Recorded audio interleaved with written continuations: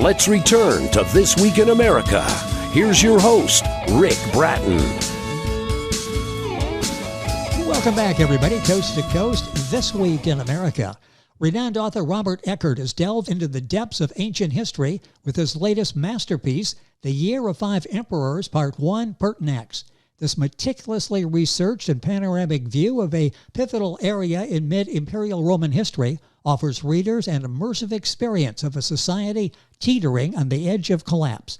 The Year of Five Emperors, Part 1, Pertinax, takes readers on a compelling journey. With its shifting viewpoints and captivating storytelling, Robert's book paints a vivid picture of power struggles, religious influences, and an intricate web of connections that shaped the Roman Empire during this tumultuous era. Robert has degrees in philosophy, law, and mathematics, and a lifelong interest in linguistics and history. He won a set of Encyclopedia Britannicas in the 7th grade for an essay on who the speakers of Proto-Indo-European might have been. In the 1970s, he transcribed the Tanakh, original Hebrew text of the Old Testament from the Leningrad Codex, into an ASC II file with codes for the cantillations as well as vowel points and consonants. All online Hebrew OTs derive from this file. In 1980, he discovered an unexcavated archaeological site in Turkish Kurdistan. Robert currently tutors statistics and calculus in the Detroit area. And Robert Eckert, author of The Year of the Five Emperors, Part 1, Pertinax, is our guest on This Week in America. Robert, welcome to the program. Great to have you with us. Yes, glad to be here. I've confused some listeners by saying encyclopedias. They probably don't know what we're talking about. Do you still have Right. those that you won in the 7th grade? I still have those. Yes, they're down in the basement. I even look at them sometimes. You know, that's interesting. You talk to people who have those and they sort of sheepishly say, yeah, I have those. And then occasionally I'll go down and take a peek at those. It's fascinating. What a job you've done with this book, The Year of Five Emperors, Part 1. Let's set the timeline for this. What was the Year of Five Emperors? Well, it starts around midnight on New Year's Eve, right at the start of 193 of the Christian era, with the death of Emperor Commodus. His death is the end point of the movie Gladiator that you might know. Oh, sure. There was a 1964 movie that also ended with a different version of how Commodus was killed, and that's okay because the chroniclers aren't very consistent about what happened, and I give my own take. But however it happened, Rome just wasn't ready for it. It was the first assassination in 100 years. They'd had the five good emperors who died in bed of old age, something that didn't usually happen in Rome.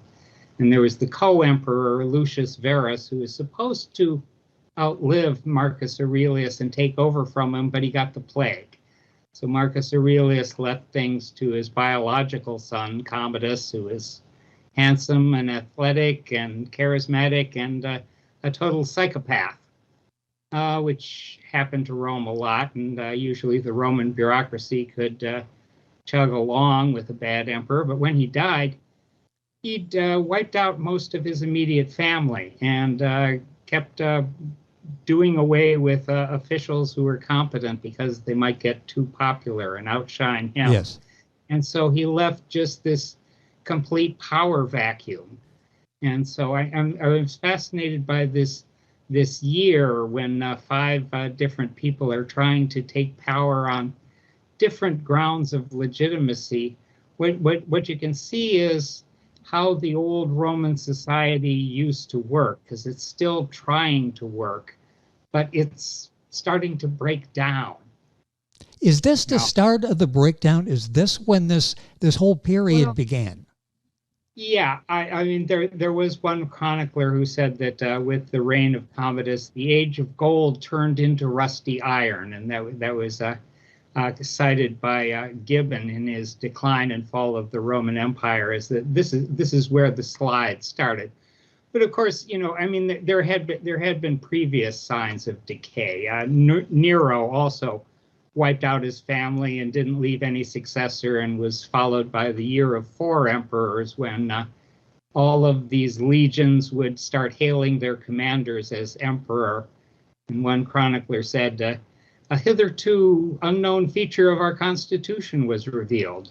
Emperors could be made somewhere other than the Senate in Rome, and this practice came back in the year of 5 emperors. The Senate thought that they were in control, but some of the armed forces had somewhat different ideas. And so, I've broken down the year of 5 emperors into 2 pieces. First one's called Pertinax, and that was the Senate's choice. He's this stodgy bureaucrat.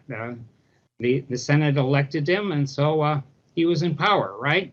Yes. Well, the military wanted more money, and there's the choice of going deeper and deeper into debt or debasing the currency some more. Lucky that never happens in modern times, right? Oh, exactly. Right. Yes. Yeah, right. Dodged a bullet there. Yeah, right.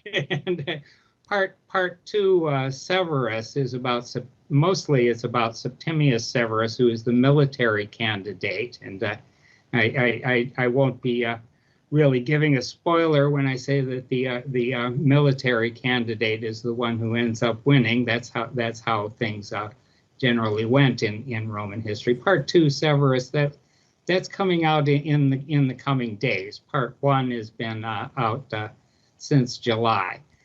There's still the old printing with both parts together, but that's 800 pages in one big slide. Yes. So the Bookside Press is reprinting it in 2 pieces, which is a little handier. Yeah, a little more manageable, and that's Bookside Press. Their website is booksidepress.com, the publisher. Our guest on the program is the author of The Year of 5 Emperors, Part 1, Pertinax, Robert Eckert. That's Eckert. That's important because to go to his website, you need his name, roberteckertbooks.com. Books, of course, available at Amazon, the usual places. Link on to Robert's website by going to our website, thisweekinamerica.us. It's interesting society at the time. You read on one page, you've got polite conversations.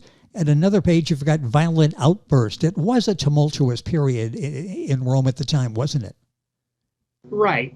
I mean, I told one friend that the atmosphere that I was trying to portray was a sort of a mix of Jane Austen and George Martin. That is, you have some mannered conversations in lavish rooms, and everybody's being very polite to each other, acknowledging higher rank.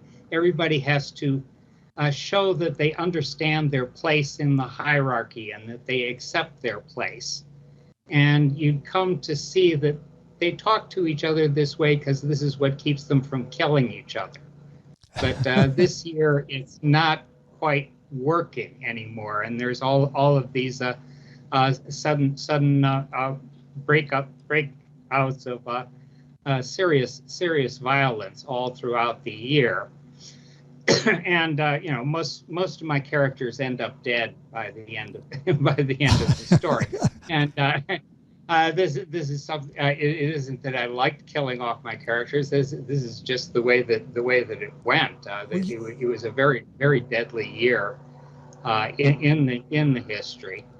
And I tried to show how this is working at all levels of the society. I have a huge number of characters from the imperial contenders down to the slaves and the barbarians, looking at what's going on from outside the empire. I break down the book into little short chapters, each one sort of like a short story with maybe a little twist at the end. And you sort of jump around from viewpoint to viewpoint, so you get the big picture, sort of a mosaic made out of little tiles of what's going on all around the empire. Yes. You do a remarkable job of making us feel like we're there. A great storyteller. We suddenly are going back in time and can almost feel and sense what's happening. Was that like that for you as you were writing it? Did you mentally go back to that era? I was very much concentrating on the atmospherics. Yes. more, even more so than on the story. I mean, the story, of course, is constrained by the history, but because the chronicles are rather contradictory, I did have my choices about what I was going to consider the facts. And sometimes I would change the facts for a better story, because what I really wanted to give was the atmosphere, how it felt, or as best we can reconstruct it to live in that time. And there are many things that are very familiar, and there are many things that are very alien. I mean, this was still a period when most people's beliefs about the world were governed by a high level of superstition. They were very afraid of ghosts all the time. Everybody has lots of dead people in their life. Half the children die young, the women die in childbirth, the men die in war or street violence.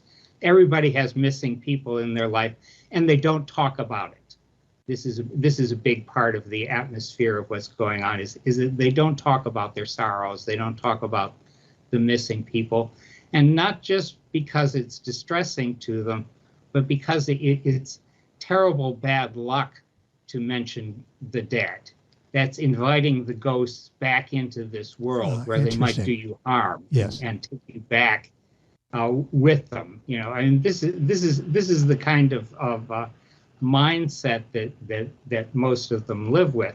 Now, of course, there was other religious tendencies at the time. My viewpoint character is a Stoic. He believes in the philosophy of Marcus Aurelius, that the gods are very lofty and they don't take much interest in our day-to-day affairs.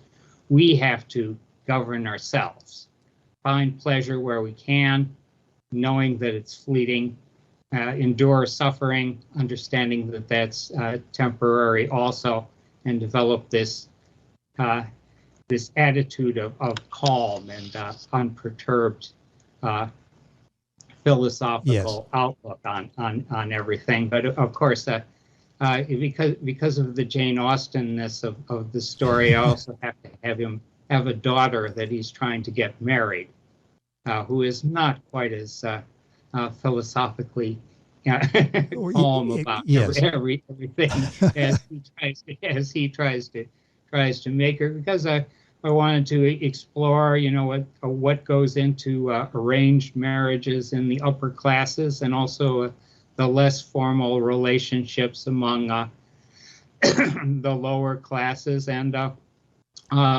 role of women in the society. They're supposed to be very, very subordinate. The traditional Roman attitude toward women was just very suppressive.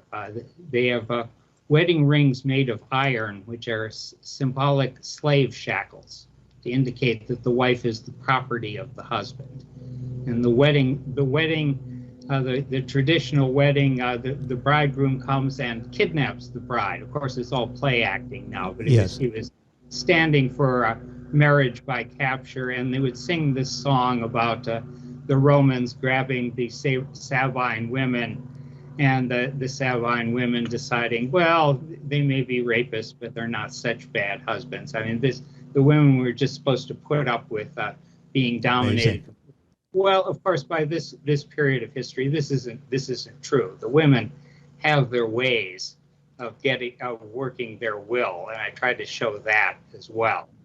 You do such an excellent job of the layers that you mentioned, the slaves, the women, the barbarians. Right. Robert Eckert is our guest on the program. That's Eckert. His website is roberteckertbooks.com. This book published by Bookside Press, their website, booksidepress.com, available Amazon, the usual places. The book we're focusing on today, The Year of Five Emperors, Part 1, Pertinax, by Robert Eckert, our guest on the program. Time is going by so quickly. Let's talk a little bit about philosophy and religion and Christianity and what it was like to be a Christian during this period.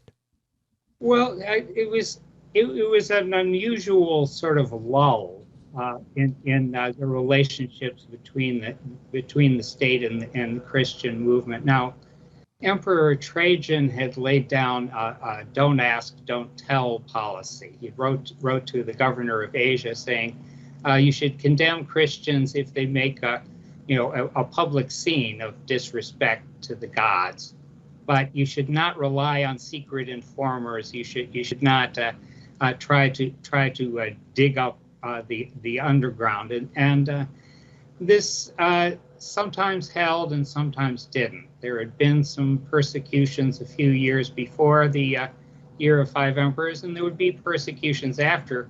But right around this time, it was back to a sort of "don't ask, don't tell," where if you weren't public about your Christianity, you would be left alone, as long as you didn't make a scene about it. Public preaching was completely forbidden, and that would get you into trouble. And the authorities really knew who the Christian leaders were. One of the interesting things about this year is that the Bishop of Rome, Victor, didn't yet use the word Pope, but he was very influential, not just in the Italian church, but in the Western church in general. He was from the same hometown as Septimius Severus, the main military candidate for emperor. And it wasn't that large a city, and they were fairly close to age, so I'm assuming they knew each other.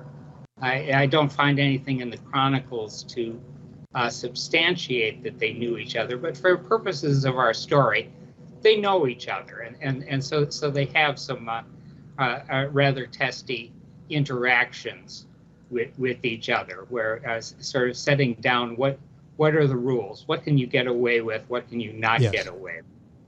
And of course there's also the Jews, who are under suspicion because they'd rebelled against the Roman Empire in previous periods, and they're not exactly persecuted either. But if they try to make converts, this is something that the authorities frown upon, just as with the Christians.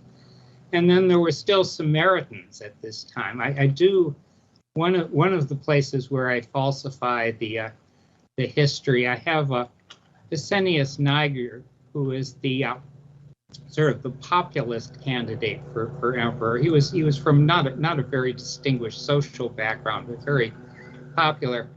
He was the governor of Syria. In fact, I have Commodus transfer him from Syria to Egypt because he was trying to launch an Eastern campaign, and he might win a triumph, and that might make him more popular than Commodus if Commodus yanks him out of there. That didn't happen to Pescennius, but it was the kind of thing that did happen, so yes. I wanted to show it. And also it gave me an excuse to have him march from Egypt to Syria and meet the Samaritans of Neapolis, which is now Nablus in the West Bank, because Septimius Severus would later burn their whole city down because they raised troops for Pescennius Niger. They really appreciated his generosity to them, and the chronicles don't explain exactly why or when he was generous to the Samaritans, but I sort of go out of my way to make that happen. Well, I mean, this was sort of the occasion in which the Samaritans were largely wiped out, and they've been a very minor sect since, but they had been there for a while. And there's also just all kinds of other cult leaders around the time. I mean, there's all kinds of charlatans offering their own sort of takes on how the universe works, because the old paganism with all of this superstition about ghosts and omens and all of these nature gods, it wasn't really working for the people anymore. And this is part of why movements like Christianity were getting a lot of converts, because people just weren't feeling very satisfied with either the metaphysical or the moral explanations that they were given about how the world worked or how they should be behaving. And so this obviously left a lot of openings for people to make up new religions and pretend to be somebody important, and there's a lot of that going on too. And this is one of the things where again you can say, well, that hasn't changed very much, because at times of uncertainty, of course, really lend themselves to this. And, yes. And as far as a lot of the upper crust Romans were concerned, Christianity was just one of these silly little cults. Somebody pretending to be important, and so they have a very contemptuous understanding of what Christianity was about. And of course, what was going on was a lack of communication, because the Christians were being told to keep their heads down. So you only found out about it, if you happen to meet somebody. They would have little signs that they would make to each other for secret recognition codes. Because it was very much an underground movement at the time, even if somewhat tolerated compared to other periods. It's interesting the balance that you display between the empire and society. It's such a fascinating read. I got a minute or so left here. Would you say this is society on the brink of transformation or society on the edge of collapse? Which category do you see this falling into, or maybe both? Well, the Roman society did transform for a while after the year of 5 emperors, but then a couple decades later came the year of 6 emperors, which started a whole century when military coups were just chronic, one right after the other. So the new society didn't exactly work. Yes. And the old society was very much swept away. By after the year of 5 emperors, the Senate really didn't have much influence anymore. It was sort of like the Central Committee in North Korea. Its job was to praise the dear leader, and it didn't do much on its own anymore. Rome became more nakedly a military dictatorship. And it had always, of course, had a large aspect of military dictatorship. Yes. But it started to shed any disguise of being anything else after this. And so it was a very destabilizing turning point. Well, it's a fascinating era that you bring alive so well in the book, The Year of 5 Emperors, Part 1, Pertinax. Available now. Our guest is Robert Eckert, Eckert. His website is roberteckertbooks.com, published by Bookside Press. Their website, booksidepress.com. Books, of course, available Amazon, all of the usual places. And Robert, you're saying that very shortly we'll see Part 2, correct? That will be out very soon? It should be coming out within days, actually. I'm supposed to get my author's copy today. Oh, fantastic. The proof is done. The printing has begun. What are you working on now? I do have a sequel, The Baths of Caracalla. This is after Septimius Severus has reigned for a while, and talking about the upbringing of his son, who did more damage to the empire. It's kind of it's a darker book even than The Year of 5 Emperors, because he's a rather dark character. But I try to make him understandable, if not. You do that with all of your characters. Before you kill them, you make them understandable, and we can really get a sense of who they are and their place in history and what they are attempting to do.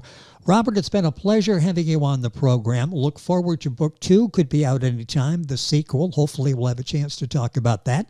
The book is The Year of the 5 Emperors, Part 1, Pertinax by Robert Eckert. Robert, a pleasure. Thank you so much for being with us on the program.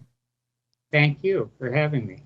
Just keep pulling out those encyclopedias and dusting them off and seeing what's still relevant today. Robert Eckert, our guest on the program, the book, The Year of Five Emperors, Part 1. All of this, of course, and a link directly to Robert's website and our website, thisweekinamerica.us. And we're back on today's program right after these messages. This Week in America is online. You can visit our website, thisweekinamerica.us. Scott Pinkerton, associate producer of This Week in America. Jay Anderson, segment producer. Ben Watson, webmaster. Otto Bechet, director of engineering and TV production. This Week in America produced and is a trademark of Blue Funk Broadcasting, LLC. For information on all of our guests and to listen to this week's show, our website again at thisweekinamerica.us. And I'm Sean Bratton, executive producer of This Week in America.